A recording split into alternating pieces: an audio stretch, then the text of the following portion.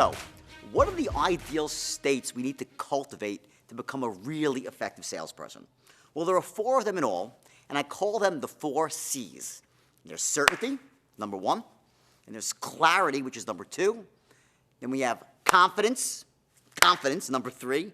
Then there's courage, which is number 4. Now, when you learn how to trigger those 4 states at will, you'll essentially always have your best physical and mental resources available to you when they matter most at those crucial times of the sale. And of course, conversely, if you spend most of your time in the 4 opposite states, which are uncertainty, overwhelm, self-doubt, and fear, right, you won't be able to close a door.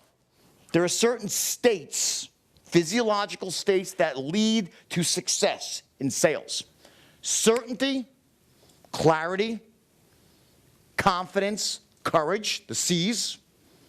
If you're in a state of certainty, confidence, clarity, courage, you got a great shot. You open yourself up to win. Then there are states of uncertainty and fear and negativity and greed. Those are your disempowering states. If the empowering states, right, empowered are certainty, unempowered, disempowered is what? Uncertainty, right? So a salesman that walks around all day long in a state of uncertainty and negativity, how good do you think they can close that day? Not too good. What your state does, it allows you to access the resources you have. Now, it allows you to access the resources you have in the moment so you can be the best you can possibly be. Or a disempowered state stops you from being able to access the wonderful resources you have, causing you to not succeed.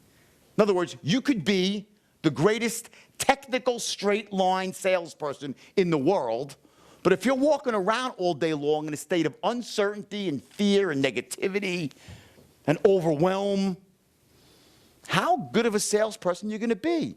You can't close a door when you're in a state of fear and uncertainty. On the highest level, you know what sales is? On the highest level, sales, straight line or any type, it's the transference of emotion. And the emotion of transference is certainty. Certainty.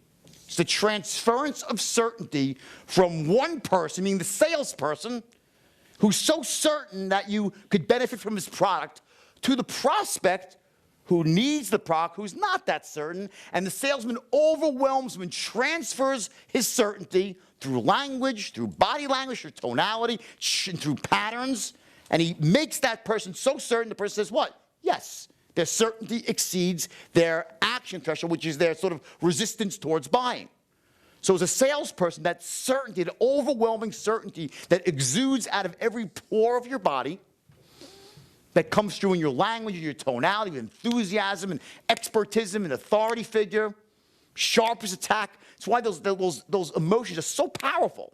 You transfer that certainty onto your salesperson, using all the straight line process of looping and this and that, but at the highest level, it's emotion.